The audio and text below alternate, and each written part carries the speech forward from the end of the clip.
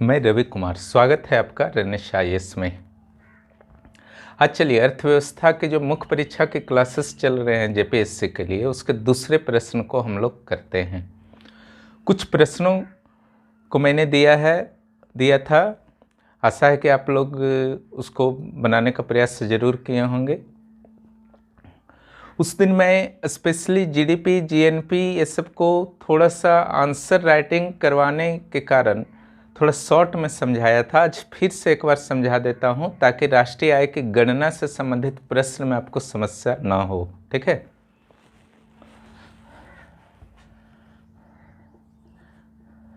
GDP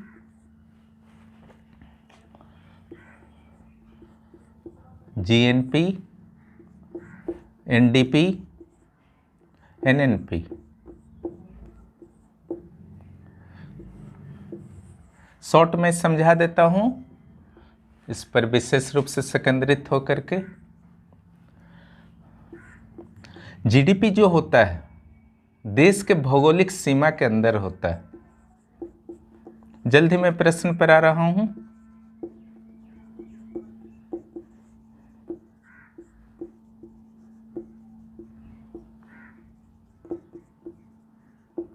clear? और GNP जो होता है ग्रोस नेशनल प्रोडक्ट, सकल घरेलू उत्पाद, सकल राष्ट्रीय उत्पाद।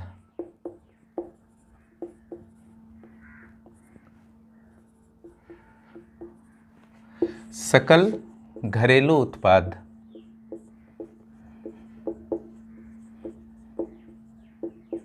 बार बार इतना लंबा लिखना संभव नहीं है, लेकिन परीक्षा में जो है शुरू में सकल राष्ट्रीय उत्पाद, सकल घरेलू उत्पाद को लिख करके कोष्ठ में GDP NDP वगैरह लिख दीजिएगा, और उसके बाद जो है आप यूज कर सकते हैं GDP NDP को। ठीक है, कोई दिक्कत नहीं है।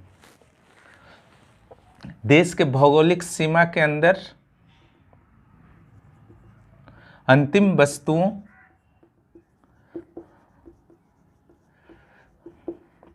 वस्तु या सेवा का मौद्रिक मूल्य की योग क्या होगा? राष्ट्रीय आय होगा इसके अनुसार। ठीक है, ये कंप्लीट GDP होगा, GDP होगा इसके अनुसार। और यहाँ जो होगा इसमें जो है भौगोलिक सीमा में एक चीज ही विशेष ध्यान रखिएगा, देश के अंदर जो है नागरिक या विदेशी दोनों शामिल होंगे। ठीक है, जो भी अर्थव्यवस्था में किसी भी रूप में योगदान दे रहे हैं, चाहे अमेरिका से आए हों या ब्रिटेन से आए हों, अफ्रीका से आए हों, पाकिस्तान चाइना कहीं से भी आए हों, लेकिन हमारे देश के भौगोलिक सीमा में रह रहे हैं, तो उनके द्वारा जो भी अर्जित किया जाएगा आय, शुद्ध आय बोलिए, ठीक है, वो आपका होगा GDP में आपका शामिल किया जाएगा। क्लियर? GNP भारतीयों के द्वारा अर्जित है,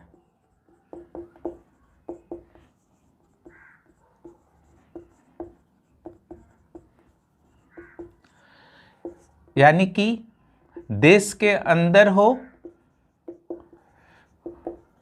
या बाहर कोई फर्क नहीं पड़ता है। समझ गए ना? देश के अंदर हो या बाहर कोई फर्क नहीं पड़ता है, होना चाहिए इंडियन, वो होगा GNP, सकल राष्ट्रीय उत्पाद। अब इस पर आते हैं, NDP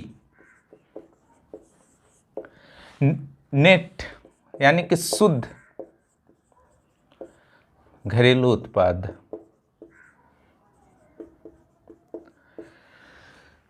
कल मैं बता चुका था डिप्रिसिएशन के बारे में, हाथ से या मूल कटौती के बारे में। उसका सिंपल सा अर्थ होता है आप कुछ भी यूज करते हैं, चाहे घर यूज करें या सामान यूज करें, मशीन यूज करें, उसका जो है वैल्यू जो है धीरे धीरे घटता जाता है, मार्केट प्राइस जो है घटता जाता है। आज किसी सामान को आप खरीदेंगे, 1 साल बाद बेचेंगे, उसका वैल्यू गिर जाएगा। ठीक है, तो भारत में जो है इस मूल कटौती का भी प्रभाव जो है अर्थव्यवस्था पर पड़ता है। और भारत में जो केंद्र का जो आपका उद्योग और वाणिज्य मंत्रालय है उसके द्वारा मूल्य कटौती का जो दर निर्धारण किया जाता है।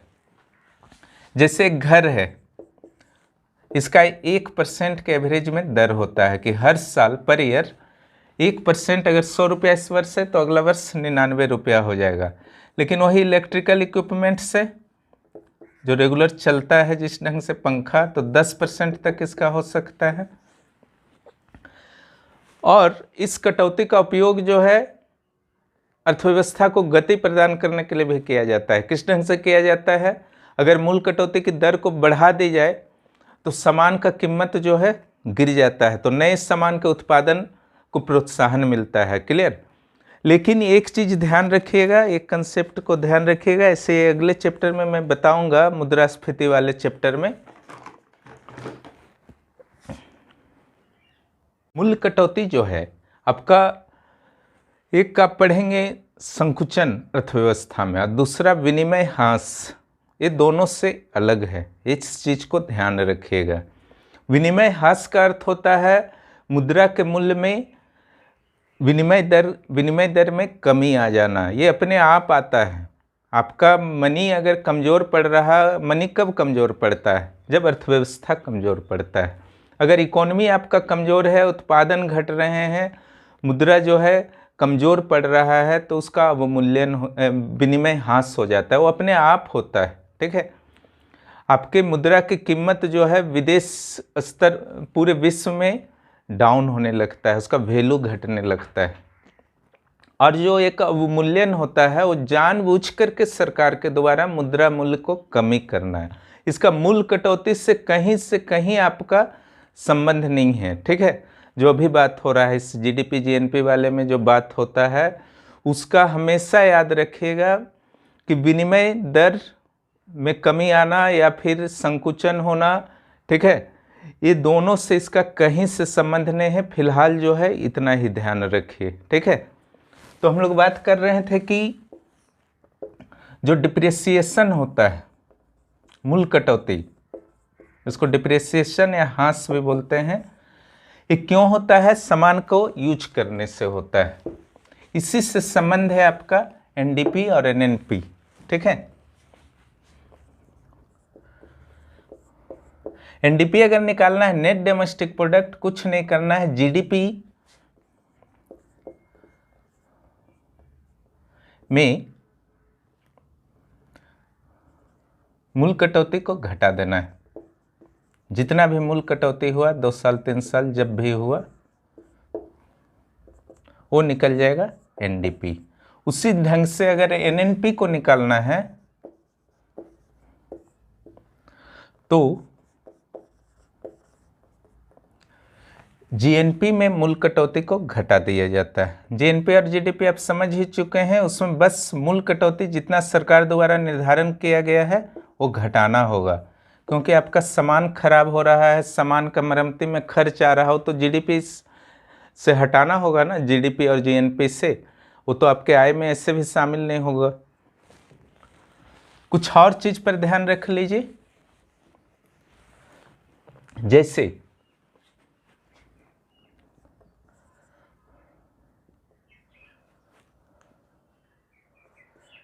फैक्टर कॉस्ट, मार्केट प्राइस, बाजार मूल्य, साधन लागत।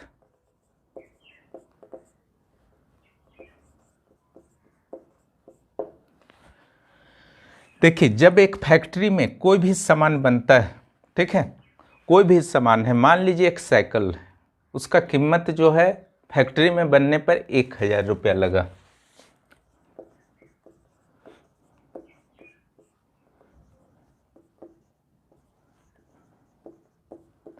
1000 रुपया लगा। ठीक है? यही हुआ फैक्टर कॉस्ट। कोई कंफ्यूजन नहीं है, यही हुआ फैक्टर कॉस्ट। ये अभी मार्केट में नहीं आया है। ठीक है? ये आपका फैक्ट्री का कीमत है, यही होता है factor cost. Factor cost per GDP भी निकलता है, जीएनपी भी, एनडीपी भी, एनएनपी भी। ठीक है? और स्टेट का भी होता है। ठीक है? अगर मान लीजिए अब झारखंड का निकालना है जीडीपी तो उसको क्या कहा जाएगा, GSDP, gross state domestic product. उसी ढंग से जीएसएनपी हो सकता है, ठीक है। तो जो भी आपका स्पेशली झारखंड का निकलेगा तो यहाँ पर एस जुड़ जाएगा, ठीक है। मान लीजिए कि रांची डिस्ट्रिक्ट का स्पेशली निकालना है, ठीक है, तो वहाँ पर होगा district gross domestic district domestic product, ठीक है, जीडीडीपी। तो डिस्ट्रिक्ट के लेवल पर हो गया कि वहाँ पर कितना अर्न हुआ है, विधि वही रहेगा जो बताया गया, ठीक है। तो फैक्टर कॉस्ट के आधार पर आपका क्या क्या हो सकता है, देखिए एफसी पर हम लोग बात कर रहे हैं भाई, फिर एमपी पर बात करते हैं, फिर एफसी और एमपी में रिलेशन को मैं समझा दूंगा। GDP FC, GNP FC on factor cost मैंने साधन लागत, ठीक है, NDP FC, NNP FC, clear. इसी को वास्तविक राष्ट्रीय आय कहा जाता है, इसी को राष्ट्रीय आय बोला जाता है, ठीक है। एनएनपी एफसी, एनएनपी क्या है, जीएनपी माइनस डिप्रिसिएशन, हाँ, बराबर एनएनपी। उसको अगर आप फैक्टर कॉस्ट पे निकालेंगे वही होगा किसी भी देश का राष्ट्रीय आय। ये चारों हो गया, अगर ये चारों हो सकता है तो आपका ये भी हो सकता है, पर कैपिटा इनकम एफसी, ठीक है, ये भी हो सकता है ऑन फैक्टर कॉस्ट। अब आगे आइए, एफसी और एमपी में रिलेशन देख लेते हैं। जीडीपी के लिए ले लेते हैं, चलिए, जीडीपी ऑन फैक्टर कॉस्ट 1000 रुपया मान लीजिए साइकिल का था जो मैंने अभी बताया, ठीक है। जीडीपी एमपी कितना होगा, मार्केट प्राइस कितना होगा जब वो मार्केट में उतरेगा, ठीक है, वो साइकिल। इस साइकिल जो है आपको प्राप्त होता है किसी रिटेलर शॉप में। वहाँ क्या क्या होता है देखिए, सरकार अलग अलग टाइप के इनडायरेक्ट टैक्सेस लगाती है, कुछ डायरेक्ट टैक्स भी होते हैं। तो यहाँ पे टैक्स आपको लिखना है, टैक्स क्या होगा इसमें जुड़ जाएगा, ठीक है। और अगर कुछ सब्सिडी देती है, अनुदान देती है सरकार, वो घट जाएगा, मान लीजिए, ठीक है। मान लीजिए टैक्स लगाया गया 200 रुपये और अनुदान किसी कारणवश दिया गया, ठीक है, प्रोत्साहन देने के लिए साइकिल इंडस्ट्री को 50 रुपये का, तो कितना हो जाएगा, 1150 रुपीज हो जाएगा। ये हुआ जीडीपी एमपी, एक साइकिल के लिए मैं बात कर रहा हूँ। हर साधन के लिए फिर इस टाइप का सारा डाटा जो है जुड़ जाएगा। जीडीपी एमपी क्लियर हो गया, 1150 रुपया। जीडीपी एफसी कितना था, 1000 रुपया हुआ, ठीक है।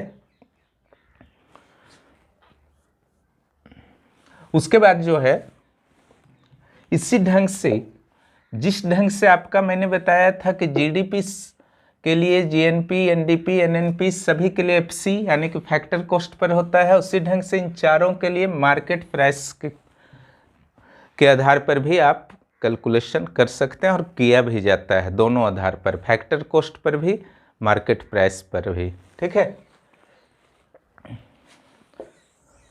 इसी को कहा जाता है जीबीए, जीडीपी एफसी, ठीक है।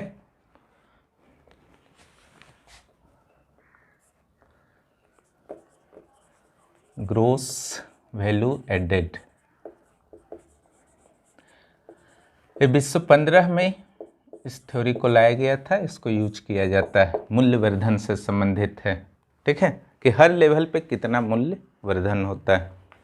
अब आइए एक और कंसेप्ट को मैं बता देता हूं, फिर क्वेश्चन पर आता हूं।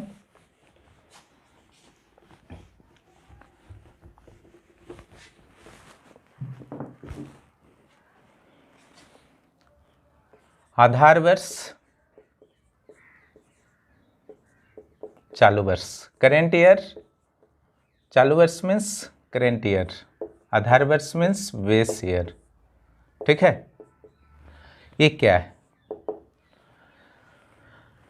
वर्तमान में राष्ट्रीय आय के जितने भी आधार हैं सबके लिए आधार वर्ष जो अपनाया गया है 2011-12 CSO के द्वारा, सेंट्रल स्टैटिस्टिकल ऑर्गेनाइजेशन के द्वारा 2011-12 का आधार वर्ष अपनाया गया है। देखिए आधार वर्ष का क्या महत्व है उसको समझ लीजिए। आधार वर्ष में मुद्रास्फीति को शून्य माना। मुद्रास्फीति मीन्स महंगाई, समझ लीजिए सिंपल में, अगले चैप्टर में पूरी तरह से समझा दूंगा मुद्रास्फीति।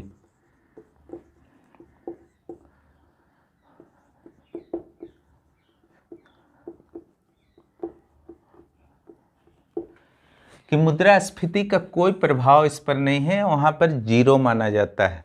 ठीक है, उसके लिए पॉइंट मूल्य जो माना जाता है 100 माना जाता है। ठीक है,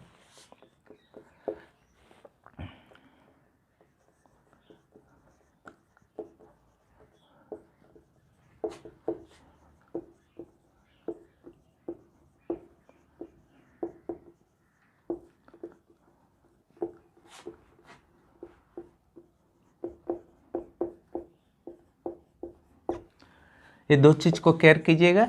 आधार वर्ष 2011-12 में कितना था? 100 था, किसी भी वस्तु का मूल्य समझ लीजिए। ठीक है, उसी के अनुपात में निकाला जाता है कि अभी कितना है। ठीक है, एक छोटा सा प्रश्न सॉल्व कर लीजिए, पूरी तरह से क्लियर हो जाएगा।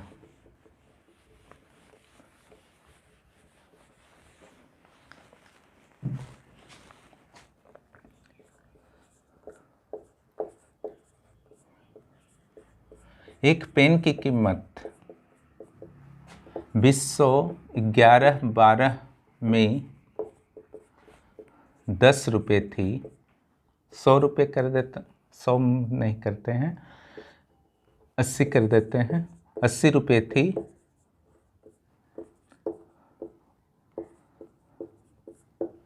और वर्तमान में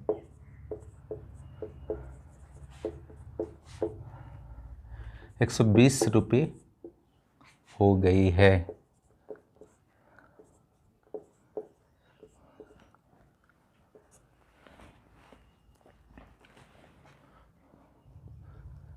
इसके अलावा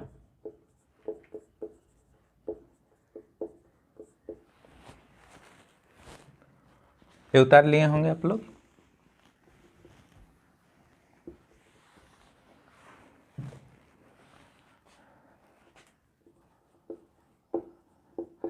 सूचकांक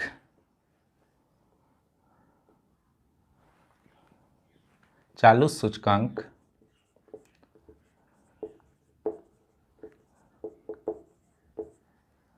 150% है, तो मूल्य में कितनी वृद्धि हुई?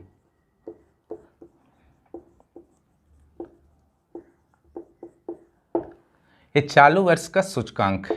ठीक है, आधार वर्ष का सूचकांक कितना होता है?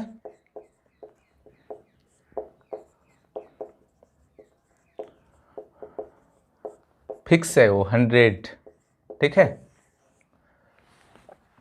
यहां पर देखिए 80 से कितना हो गया है? 120 हो गया है। सूचकांक भी 150% है। ठीक है,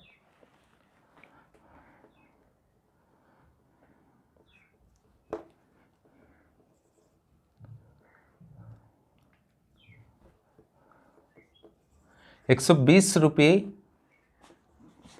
के पेन की कीमत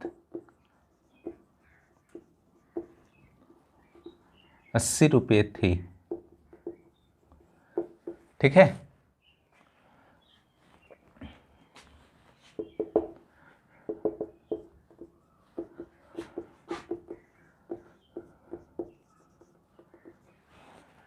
%150 दिया हुआ है, अभी का। अगर ये 100 आ जाएगा तो कोई चेंजिंग नहीं आएगा, और अगर 120 आएगा तो 20% बढ़ गया, 80 आएगा तो 20% घट गया। ठीक है, क्योंकि आधार वर्ष का 100 होता है, 100 से जितना ज़्यादा आएगा उतना परसेंट बढ़ गया, जितना कम आएगा उतना परसेंट घट गया। ठीक है, अगर 150 मान लेते हैं, इसको ले लेना है यहाँ पर,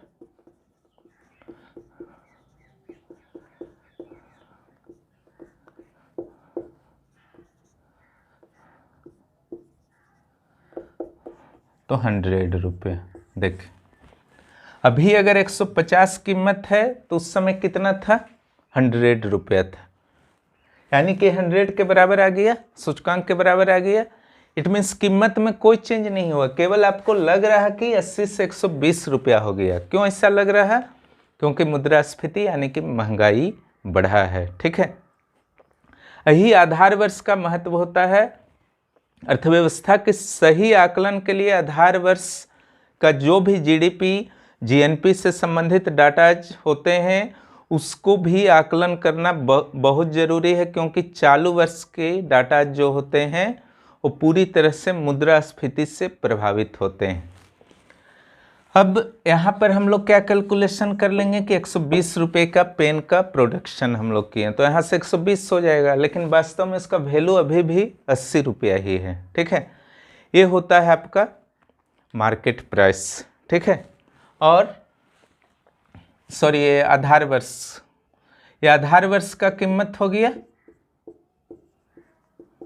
और ये हो गया ये चालू वर्ष का, ये चालू वर्ष का कीमत हो गया, और ये हो गया आधार वर्ष का कीमत। अगर कीमत में कमी आती है तो आपका उल्टा होगा सिचुएशन। ठीक है, जस्ट अपोजिट होगा, लेकिन आशा है कि आप दोनों समझ गए होंगे।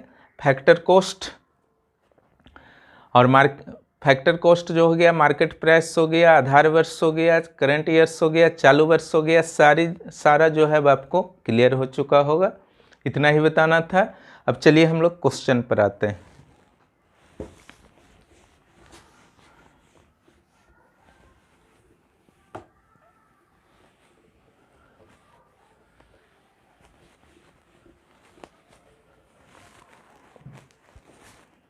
क्वेश्चन जो है क्वेश्चन नंबर 2 है। ओके,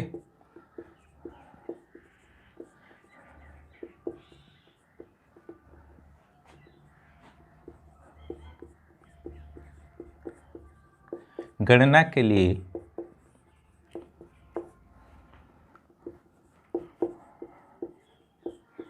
कौन कौन सी विधियां अपनाई जाती हैं।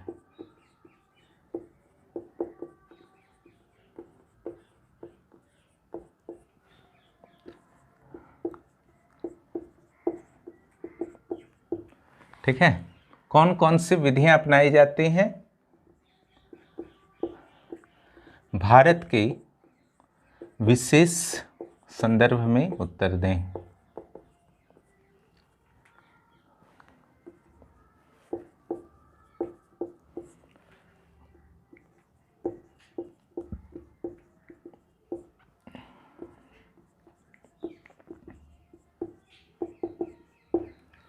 देखिए 600 to 800 वर्ड्स में बीपीएससी में आपको लिखने को आ सकता है, जेपीएससी में। ठीक है, 400 वर्ड्स में बीपीएससी या जेपीएससी में,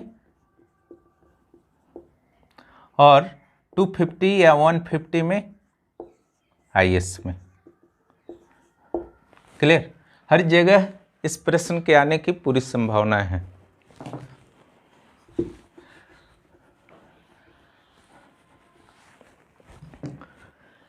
यहाँ पर जो है राष्ट्रीय आय की गणना के लिए कौन कौन सी विधियां अपनाई जाती हैं। ठीक है, भारत के विशेष संदर्भ में आपको उत्तर देना है। ठीक है,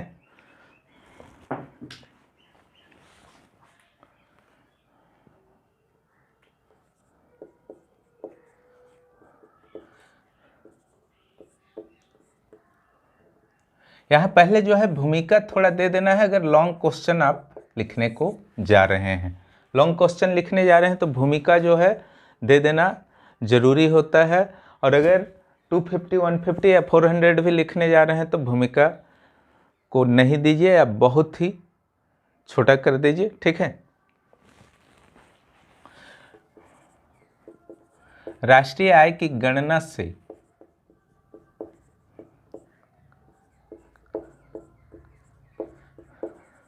देश की आंतरिक शक्ति,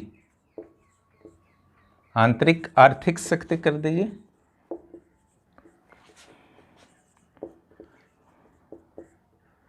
के साथ साथ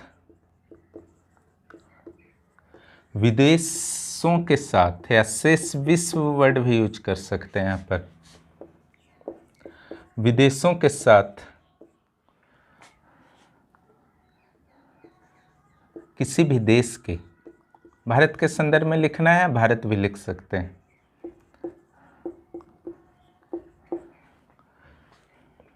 आर्थिक समव्यवहार का पता चलता है।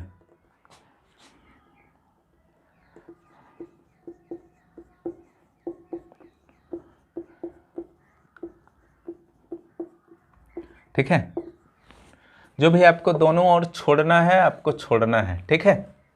उसका विशेष ध्यान रखिएगा, क्वेश्चन नंबर बाहर लिखना है, यहाँ पर आंसर लिखना है, बाकी टीचर्स के लिए आपको छोड़ देना है दोनों ओर जगह, ठीक है। वो टीचर्स यूज करेंगे जैसे भी करना है। स्टार्टिंग दीजिए, इसके बाद कुछ ज़रूरत नहीं है, सीधे अब उत्तर पर आ जाइए, ठीक है। आंसर में आपको लिखना है साइमन कुजनेट्स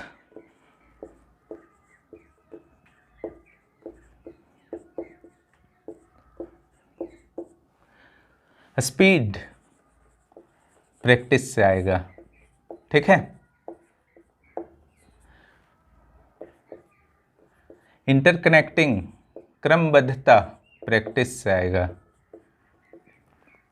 टाइम मैनेजमेंट भी बहुत ज़रूरी है, जितना टाइम आपने निर्धारण किया है वो भी प्रैक्टिस से आएगा। ज़्यादा से ज़्यादा प्रैक्टिस कीजिए, ठीक है। मैं लगभग हर सब्जेक्ट का धीरे धीरे कोशिश करूँगा, जो भी जेपीएससी में है, ठीक है, कोशिश करूँगा। उसके बाद ही आईएएस का होगा।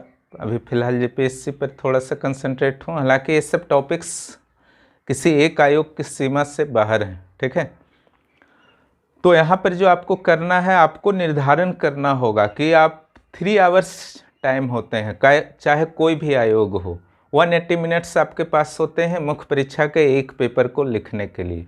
180 मिनट्स में आप पर निर्भर करता है कि आप 2500 वर्ड लिख पाते हैं टोटल, या 3000 या 4000। लेकिन मेरे विचार से आईएएस में एक फिक्स कर दिया गया है, ठीक है, 4000 वर्ड्स। आपका प्रैक्टिस जो होना चाहिए कितना का होना चाहिए, 4000 वर्ड्स का होना चाहिए। इट मीन्स 4000 बाई 180, ठीक है। 400 बाई 18 यानी कि 200 बाई 9,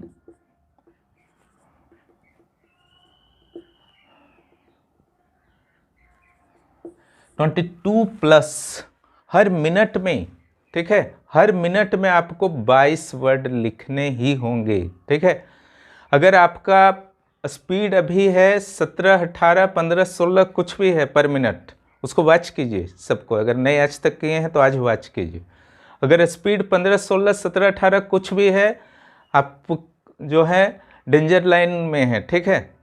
आप आंसर पूरी तरह से वहाँ नहीं लिख पाएंगे, ठीक है। और इसके लिए जो है इतना ज़्यादा प्रैक्टिस कीजिए कि वहाँ पर सोचना नहीं पड़े, कोई भी क्वेश्चन आए फटाफट जो है लिखना शुरू कर दिए। उसके लिए चाहिए 22 का स्पीड, ठीक है।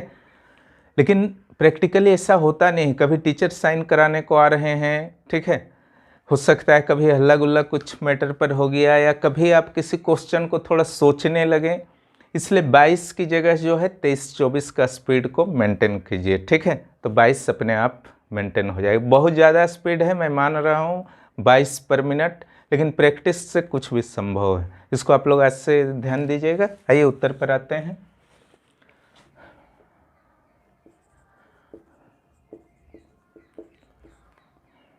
राष्ट्रीय आय गणना के लिए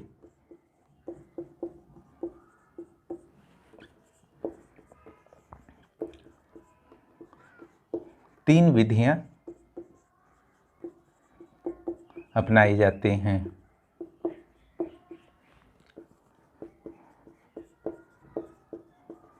ठीक है, क भी लिख सकते हैं, ए भी लिख सकते हैं, कोई दिक्कत नहीं। ठीक है, उत्पाद विधि,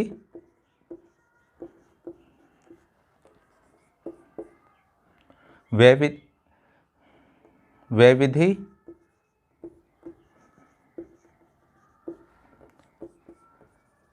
आय विधि। ये पैरा चेंज के जो पहले मैंने लिखा था उसके बाद पैरा चेंज करके लिखना है इसको। ठीक है, उसके बाद आपको जो ध्यान देना है, क्या लिखना है, देखिए तीनों विधियों को एक एक कर विवरण देना है। टाइम मैनेजमेंट, प्रेजेंटेशन के साथ टाइम मैनेजमेंट बहुत इंपॉर्टेंट है, क्योंकि टाइम पर नहीं लिख पाए तो सारा मेहनत आपका पानी चला गया। उसके लिए हाथ का स्पीड चाहिए, हाथ का स्पीड आएगा प्रैक्टिस से। यहाँ आपको जो है सबसे पहले उत्पाद विधि पर बात करना है।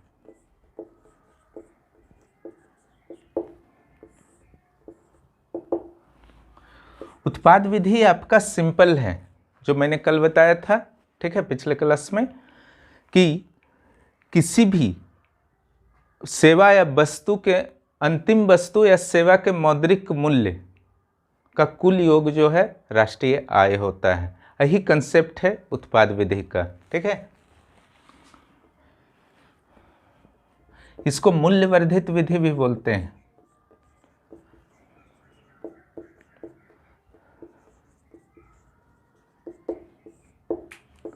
सेवा या वस्तु का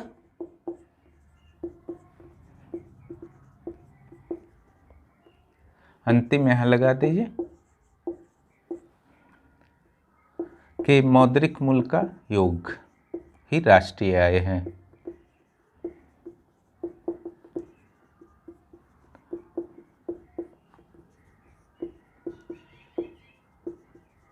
कल से मैं यही बता रहा हूं, इस चीज को बार बार बता रहा हूं, अंतिम। ठीक है, इसको आज यहां पर तो डिटेल में डालना होगा।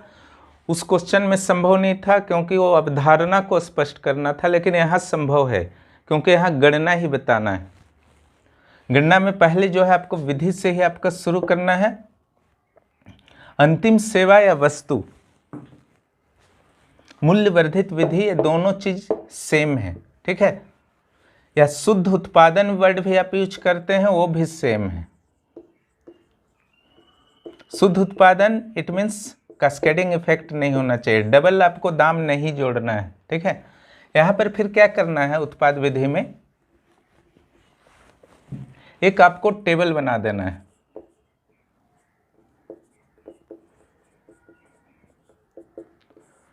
मूल्यवर्धन को दिखाते हुए। ठीक है,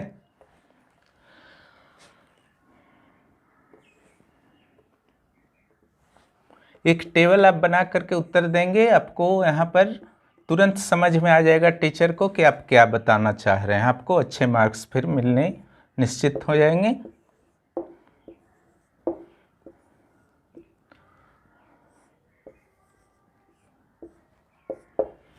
ठीक है, हाथ से ही बनाइए, स्किल से दिक्कत होता है, प्रैक्टिस करते करते हाथ से भी सीधा हो जाता है, उसके लिए टेंशन नहीं लेना है। यहां पर क्या करना है, मद लिखना है। यहां लिखना है मध्यवर्ती वस्तु का मूल्य।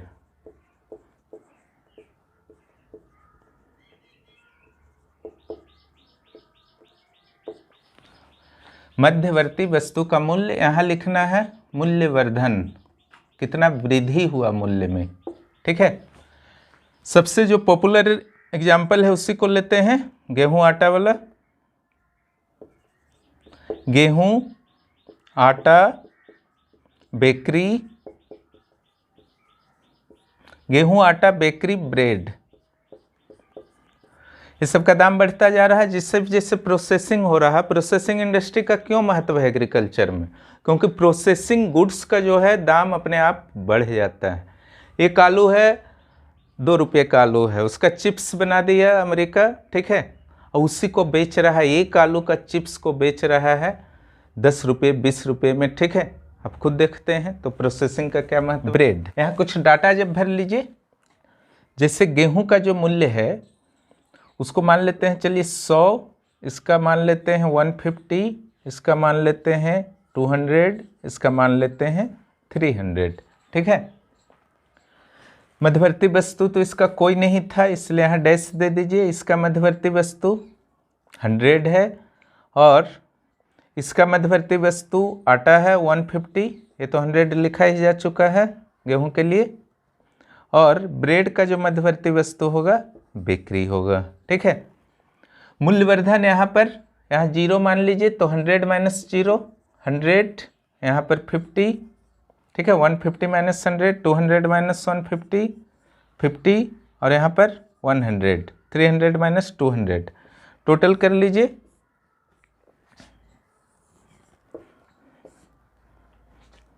यहाँ कुल लिख लीजिए,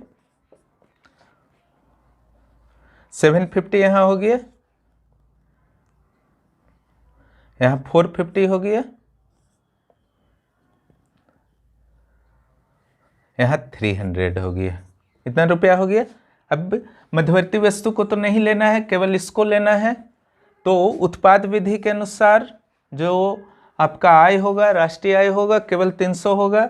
इसमें से भी इसको घटाइए, 750 में 350 450, 300 रुपये आ गया।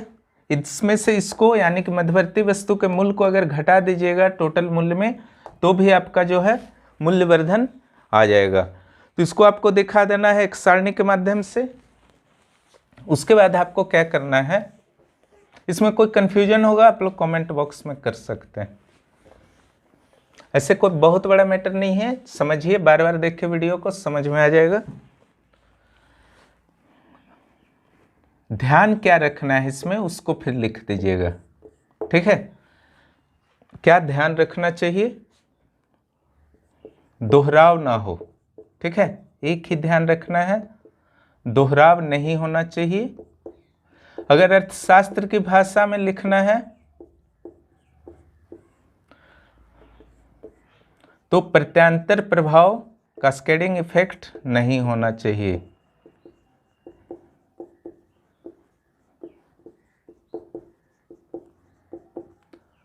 ये था आपका उत्पाद विधि, ठीक है।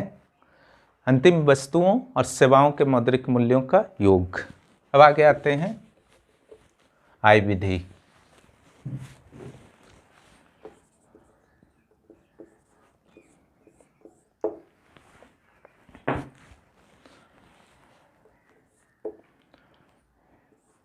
इसमें सिंपल कंसेप्ट आपका माना गया है, जो अर्थव्यवस्था के आधार होते हैं।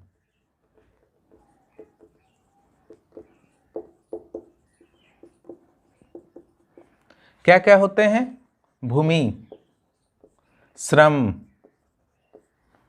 कल भी मैंने इसका जिक्र किया था, पूंजी, संगठन,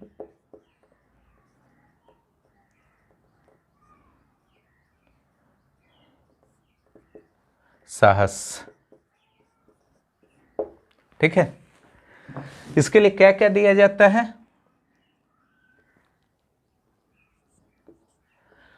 भूमि के लिए जो है लगान दिया जाता है, सरकार को आय हुआ। श्रम के लिए पारिश्रमिक दिया जाता है, श्रमिक को आय हुआ। पूंजी के लिए ब्याज दिया जाता है, बैंकिंग व्यवस्था को आय हुआ, या जो धन लगाते हैं उनको आय हुआ। संगठन, मैनेजर्स जो हुए और जो अन्य जो आपके मैनेजमेंट में रहने वाले लोग हैं उनको वेतन दिया जाता है, पेमेंट दिया जाता है। और साहस को क्या दिया जाता है, यानी कि जो सारा वर्क को शुरू किए हैं या एक इंडस्ट्री को स्थापित किए हैं उनको क्या दिया जाएगा, उनको लाभ हो सकता है या हानि भी, ठीक है। हानि होगा तो सारा में घट जाएगा, लाभ होगा तो और बढ़ जाएगा, ठीक है। ये सारा मिला करके आपका आय बनता है।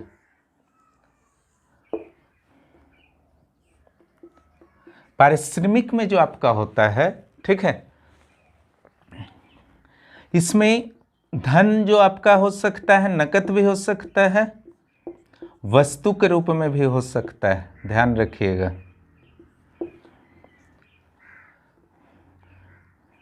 सेवानिवृत्ति लाभ भी शामिल होगा।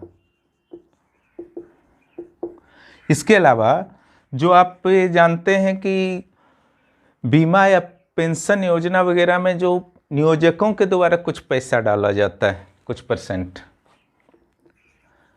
नियोजकों के द्वारा, सरकार भी नियोजक हो सकते हैं या फिर अंशदान, ठीक है, ये सारा हो सकता है।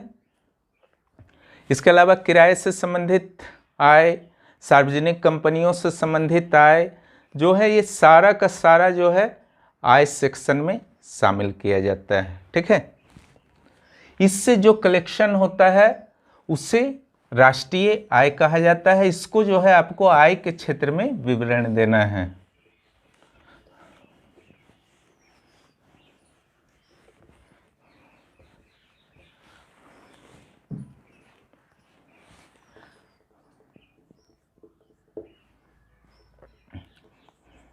निजी व्यवसाय से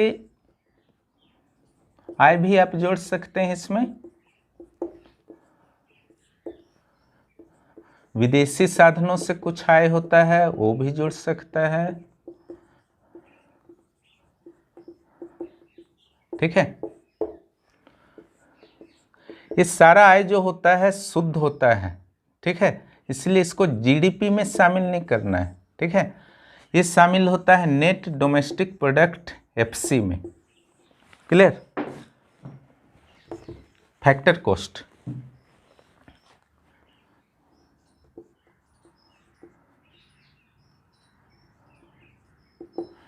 इसको जब आप एनएनपी में बदलते हैं, ठीक है, तब क्या करना है, एनडीपीएफसी में विदेशों से प्राप्त शुद्ध आय को जोड़ देना है। विदेशों से प्राप्त शुद्ध आय,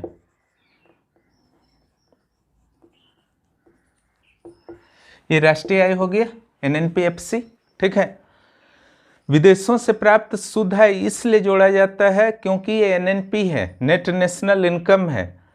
कल मैंने बताया था कि आपका देश से अगर 300 रुपया भेजा जाता है विदेशियों के द्वारा अर्न करके, और जो हमारे भारतीय जो हैं अलग अलग देशों में विश्व में रह रहे हैं और वहाँ से वो 1000 रुपया भेजते हैं, तो 1000 हमारा इनकम नहीं होगा, शुद्ध आय। शुद्ध आय क्या होगा, उन लोगों ने 1000 भेजा हमारे इंडियंस ने, और इधर से 300 चला भी तो गया, तो 1000 में 300 को घटा देना है, तो 700 रुपया हुआ। उसी चीज़ को जब आप जोड़ दीजिएगा एनडीपीएफसी में तो निकल जाएगा NNPFC, net national product on factor cost, इसी को बोलते हैं नेशनल इनकम। इतना ही करना है इस सेक्शन में। व्यय, ठीक है, यहां आपको लिख देना है सीएसओ के द्वारा 1967 में पहली बार व्यय विधि का प्रयोग किया गया। व्यय विधि का प्रयोग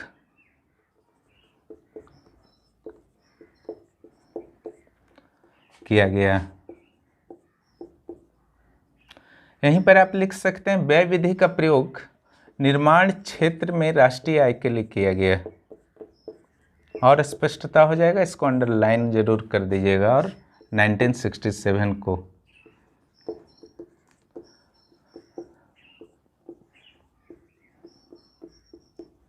ठीक है, इतना ही लिखना है। उसके बाद डायरेक्ट आपको आना है कि व्यय में क्या क्या शामिल होता है।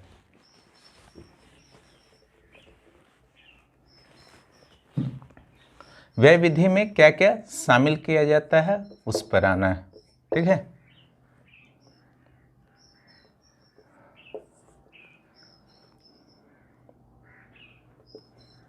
निजी उपभोग, इसको सी से सूचित करते हैं कंज्यूमर के लिए।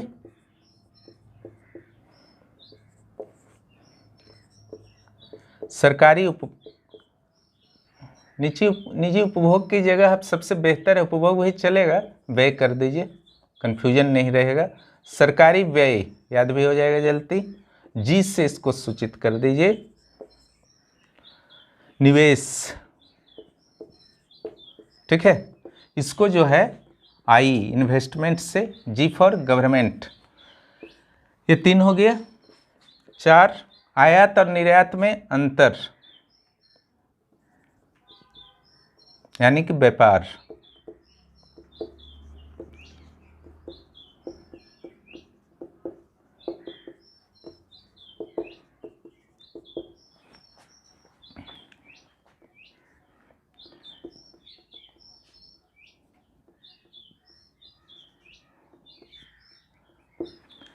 आयात और निर्यात में अंतर बहुत जरूरी है, ठीक है, इसको भी आपको व्यय में शामिल किया जाता है। यानी कि आप जितना निर्यात किए, आयात कितना, आयात सिंपली है कि भारत जैसे विकासशील देश जो हैं ज़्यादा करते हैं। अगर आयात भारत के द्वारा 1000 रुपया का किया जा रहा है और निर्यात जो है आपका 200 रुपया का किया जा रहा है, तो 800 रुपया तो हमारा नुकसान हुआ है व्यापार में, व्यापार संतुलन के कारण। तो 800 रुपया वास्तव में यहाँ पर प्लस चिन्ह नहीं लगेगा, माइनस लग जाएगा, वो घटेगा 800 रुपया, जब तक कि हम लोग निर्यात आयात के अपेक्षा अधिक नहीं करने लगे, ठीक है। ये कहा जाता है GDP MP, GDP on market price equal to CGI, C plus G plus I plus X minus M, ठीक है। ये जितना भी कैलकुलेशन होगा वो होगा जीडीपी एमपी, ये जनरली माइनस ही होता है, ये मान करके चलिए, ठीक है। अब यहाँ पर क्या है,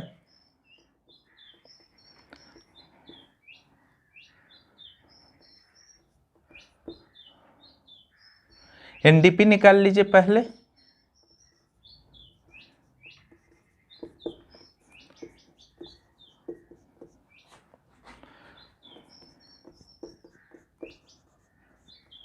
माइनस हास मूल कटौती, जो अभी मैंने बताया। इतना स्टेप में आपको करना है, ठीक है। इस पर आगे आते हैं क्या करना है। इसके बाद आपको क्या करना है, एनडीपी एमपी में आपका इसको जो है आप कंप्लीट जीडीपी एमपी लिख सकते हैं। इसको भी लिख दीजिए माइनस मूल कटौती या डिप्रिसिएशन। ये सब चीज समझना होगा, अन्यथा राष्ट्रीय आय फिर नहीं समझ पाइएगा। इसको हम लोग क्या करेंगे, अब एनएनपी एमपी में बदल देंगे, तो ये हो जाएगा जीडीपी एमपी माइनस मूल कटौती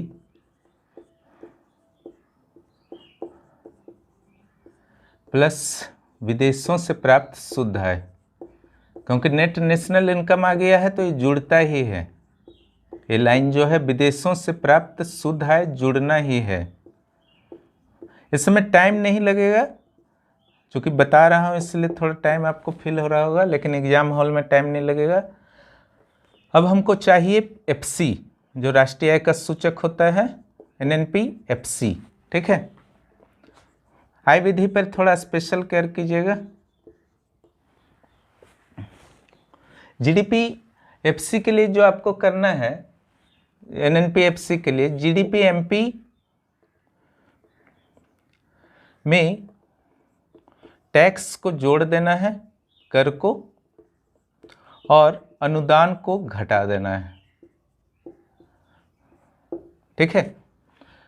इसमें अगर कर को जोड़ दीजिएगा और अनुदान को घटा दीजिएगा तो एनएनपी एफसी आ जाएगा। बाकी जो आपका है मूल कटौती प्लस विदेशों से प्राप्त शुद्ध आय लिखना ही होगा।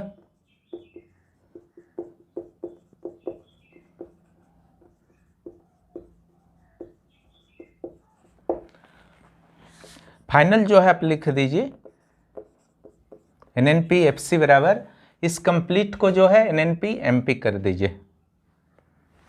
मैं मिटा देता हूँ, कन्फ्यूजन हो जाएगा अन्यथा। इसको जो है एनएनपी एफसी कर दीजिए, एनएनपी एमपी कर दीजिए कंप्लीट को, यानी कि ये वाला चला जाएगा, ये वाला और ये वाला। ठीक है, इसको अगर आप लिख देते हैं तो एनएनपी एमपी प्लस कर, माइनस होगा ये अनुदान, माइनस अनुदान, ये एनएनपी एफसी होगा। क्लियर? इस ढंग से जो है आपका ये राष्ट्रीय आय हो गया, राष्ट्रीय आय का कैलकुलेशन होता है। अब चलिए तत्वों के बारे में बात करते हैं।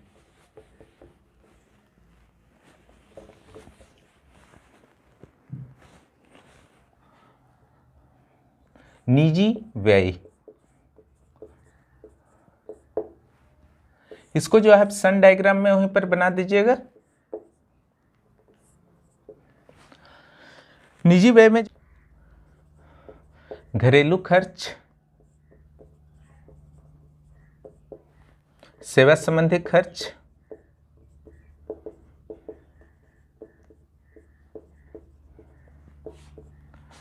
अन्य खर्च। ठीक है, यहाँ पर बैंक, बीमा, ठीक है, ये सब डाल देना है। शिक्षा, एडुकेशन, चिकित्सा, मेडिकल। उसी ढंग से घरेलू में ड्यूरेबल, नॉन ड्यूरेबल में बांट देना है, यानी कि टिकाऊ, गैर टिकाऊ। इसी जगह आपको एग्जाम्पल देते जाना है, जैसे कार फ्रीज हो जाएगा। ठीक है, गैर टिकाऊ में आपका खाद्यान्न आ जाएगा, समझ गए ना, या फिर वस्त्र आ जाएगा, कुछ भी जो कुछ दिनों के लिए यूज होता है। इसके बाद अन्य खर्च में आकस्मिक खर्च को शामिल आप कर सकते हैं। ये हुआ निजी व्यय। अब चलिए सरकारी व्यय पर बात करते हैं।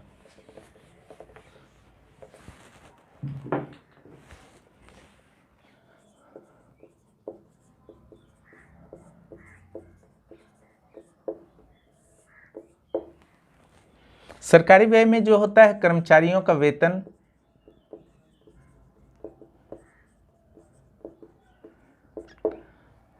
इसके अलावा सामाजिक सुरक्षा, सामाजिक सुरक्षा पर खर्च, सब्सिडी, रक्षा, प्रशासन। ठीक है, इसमें आप विदेशी निवेश को भी शामिल कर सकते हैं, एफडीआई वगैरह जैसे, फॉरेन डायरेक्ट इन्वेस्टमेंट। तो इस ढंग से इसको बना दीजिएगा, वहां पर क्लियर हो जाएगा। बीच में एक आध लाइन लिखना भी है, जब मॉडल उत्तर दिया जाएगा उसको देख लीजिएगा। ठीक है, उसके बाद है कहता है आपका एक्सपोर्ट एंड इंपोर्ट।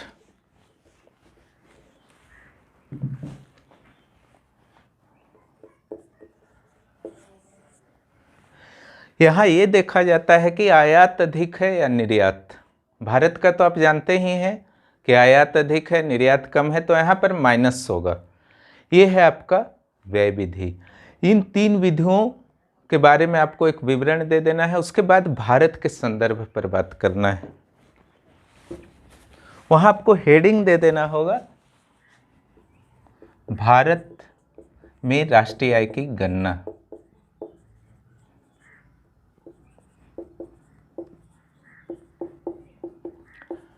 इसमें जो है आपको पहले स्टेप में क्या करना है, इतिहास का हल्का सा जानकारी दे देना है, राष्ट्रीय आय का गणना का इतिहास।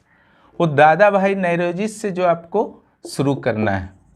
ठीक है, the poverty and British rule in India 1867 में जो उन्होंने बताया था, ठीक है, भारत का राष्ट्रीय आय, उसको जानकारी देना है। फिर फिंडले सिराज का जानकारी देना है।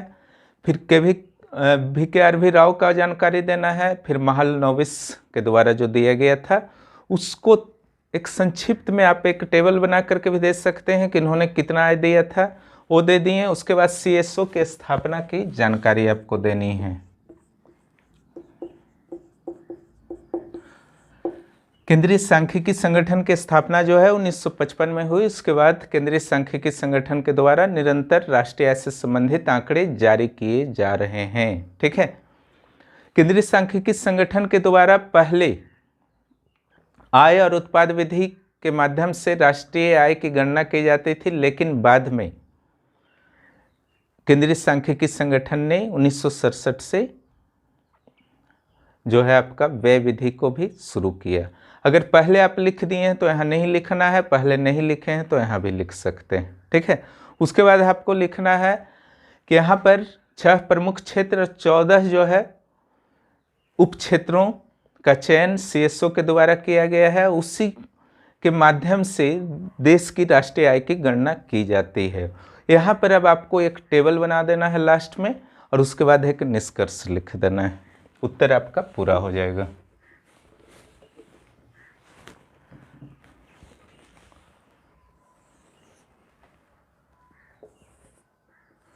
वहां जो मैंने कहा था शॉर्ट में, यहाँ शॉर्ट में नहीं, यहाँ हर चीज डाल देना है, ठीक है।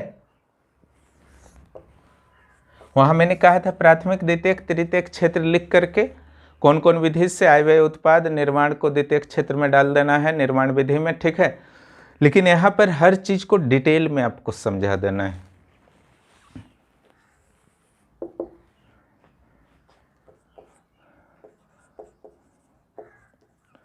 प्राथमिक क्षेत्र, ठीक है, ये मुख्य क्षेत्र हो गया।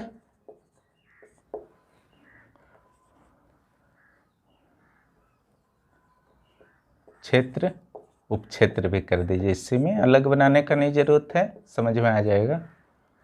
यहाँ आपको जो है कृषि, खनन, कुटीर और लट्ठा उद्योग,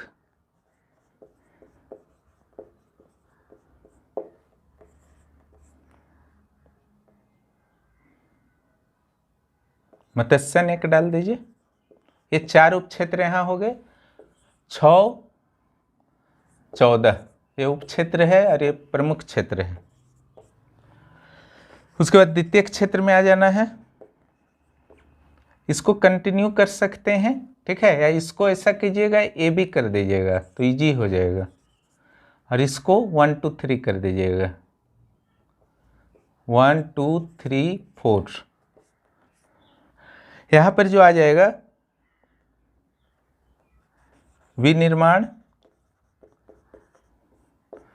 विनिर्माण में भी आप 2 पार्ट कर सकते हैं, पंजीकृत अपंजीकृत।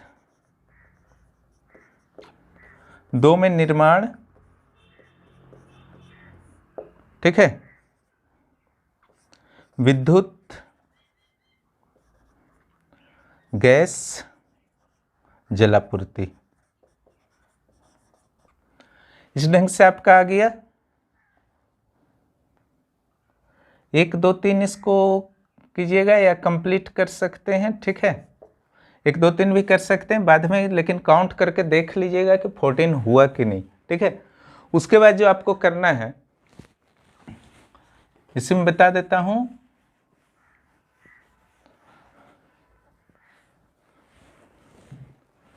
CD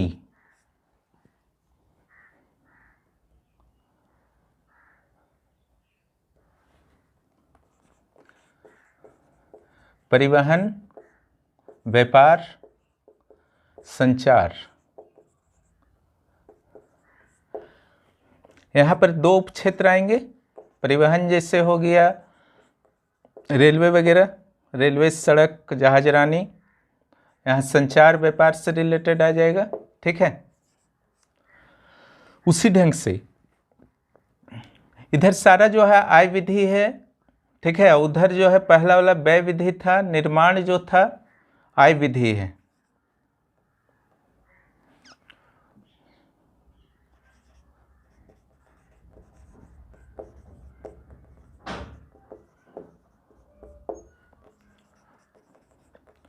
वित्तीय सेवाएं, इसके अंतर्गत भी दो है, वित्त और बैंक, बैंक और बीमा।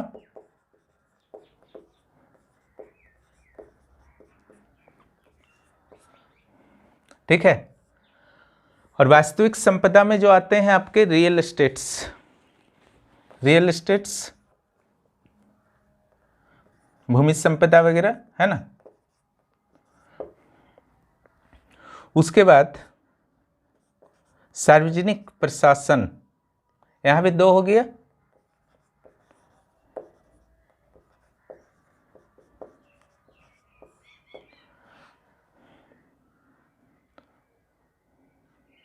यहां जो है आपका सार्वजनिक प्रशासन एक आएगा और दूसरा जो आएगा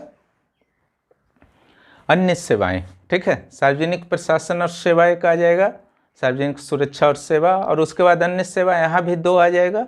और उसके बाद वाला जो है विदेशी व्यवहार, विदेशी क्षेत्र वहाँ आ जाएगा, एक आ जाएगा।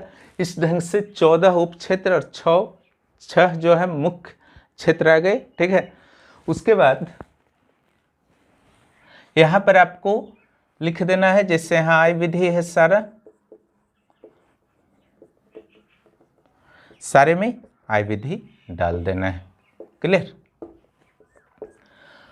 और निर्माण वाले में व्यय विधि होगा, और उधर जो प्राथमिक क्षेत्र है, ठीक है, वहाँ पर जो मिटा चुका हूँ मैं, वहाँ पर जो आपका होगा उत्पाद विधि होगा। ठीक है, तो इस ढंग से आय, व्यय और उत्पाद तीनों विधियों का आपने विवरण दे दिया। उसके बाद अंत में आपको निष्कर्ष दे देना है। ठीक है, और इस ढंग से जो है आपका उत्तर समाप्त होता है। इस ढंग से आप लोग उत्तर लिखिए और देखिए। कुछ मॉडल आंसर मैं भी दूंगा, और कुछ का प्रयास आप खुद भी कीजिए, और कोई भी कन्फ्यूजन होता है, ठीक है, तो उसको जो है आप कमेंट बॉक्स में ज़रूर कीजिए, मैं समाधान करने का प्रयास करूंगा। Thank you.